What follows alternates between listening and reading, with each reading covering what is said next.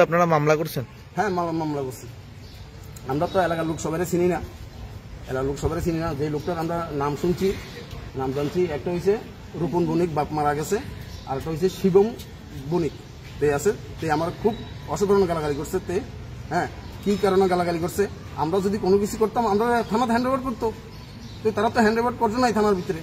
আমি অল্টারনেটিভ কইতে আছি যে আমার ওয়াইফ আমরা দুপুরে যখন মিষ্টি দোকানে গেছি, অর্জুন দেবনাথ চিত্তেমারা, তাইও দেখছি আমার ওয়াইফের লেগেছে। আমরা নিমন্ত্রণ যাইতেছি বাজারে মিষ্টির দোকানে, তাইও দেখছি, তাই দোকানের সামনে দাঁড়াইছি।